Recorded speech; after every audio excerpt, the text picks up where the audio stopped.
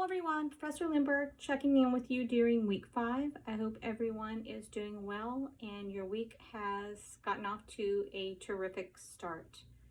So I released your Puritan Life discussion posts and your source analysis grades. So make sure you take a look at that. If I didn't provide you any feedback, then everything was fine. But make sure that you review the feedback if I did provide you feedback. So I do want to mention a couple of things that I saw on the source analysis. First of all, bias. Some of you were confused about bias. What I meant by bias is what we discussed in week 1. If you remember, I talked a bit about the difference between primary and secondary sources as well as bias.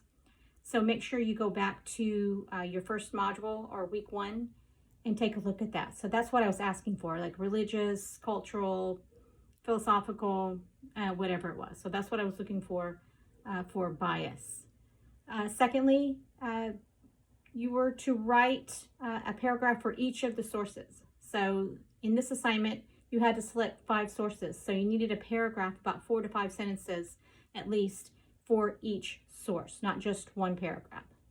So make sure that you don't do that on the next source analysis, because that's a significant deduction. And then just a couple of other issues I saw, or some clarifications that I want to make. I want to make sure that you are not just summarizing what you see in the source, that you're actually providing examples that answer the primary source question. So make sure you are answering that question on your source analysis. For example, there were a couple of sources that talked about teenagers and the fact that they were angry with God, or they had a lot of angst with respect to God. And that is really reflective of the Puritans' belief in predestination. So if you provided a couple of examples from those sources, make sure you mention something about predestination. And there was one also where a young girl was, I wouldn't say outsourced, but for lack of a better term, she had to go live with someone else to learn some trades. That has a lot to do with family labor and the Puritans' view on family labor. So just keep that in mind when you are providing examples. I want more than just, quotes from what's in the source. Just, explain those examples in the context of answering the question. There was a couple of sources that I think you guys got confused on. They were the portraits. They were the first couple of sources. One was Henry Gibbs. The other was Eggington. One was a 14-year-old and one was a baby. The point of the 14-year-old portrait was the fact that she was very modest. She was very buttoned up. That's very reflective of the Puritans' lifestyle. Puritans did not believe in luxuries, although there was class status and there was differences between classes, but they for the most part believed in very modest dress, so that they're very strict. So those were sort of the things I was looking for in that portrait. And the second portrait of Henry Gibbs, the fact that he's wearing a gown, that was actually pretty reflective of the dress of the time. So that's really not important. One thing you want to consider is what you didn't see in the portrait. For example, you didn't see toys in the portrait, and that's really reflective of the seriousness of family labor at the time. Now, of course, he would not have been working at that young of age, but you could see that there's no, playtime was not necessarily important to them. You also saw that in another primer, where they were kicking where they were worried about, God would smite them if they were if they were playing on the Sabbath. So those are a couple of things that you want to keep in mind. And kudos to, I think there was one person who did take on the source with the house plans. That was actually the person who did that. That was right on the mark.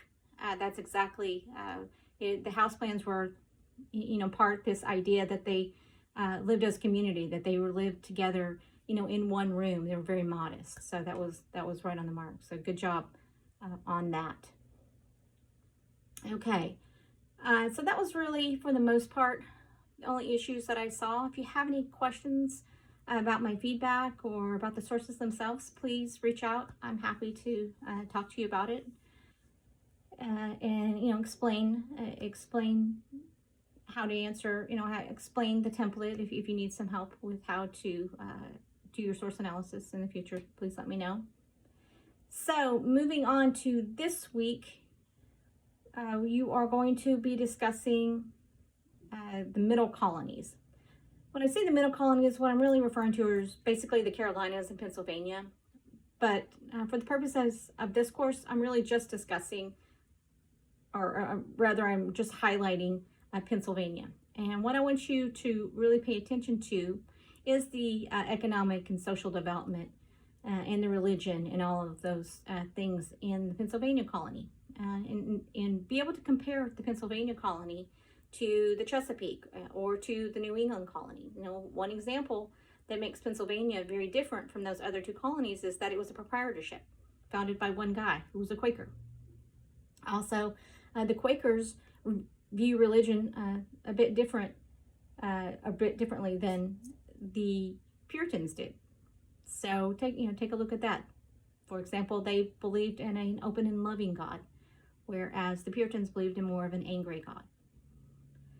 So, take a look at that. Make sure that you can answer the student learning outcomes. That's in your overview. If you take a look in your overview, it says after successfully completing this learning module, you should be able to do this. Make sure you can do that.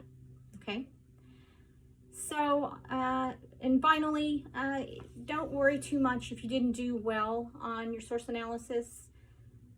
There will be an opportunity for extra credit later in the semester, so don't panic.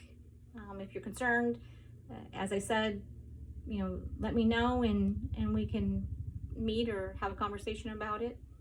But don't worry too much if you didn't do as well as you wanted to do, because there will be some opportunities for extra credit, and also there's a whole lot of points, a whole lot of other assignments that you will be working on. So this is just the beginning. So I hope you have a great week, and let me know if you need anything. Take care. Bye.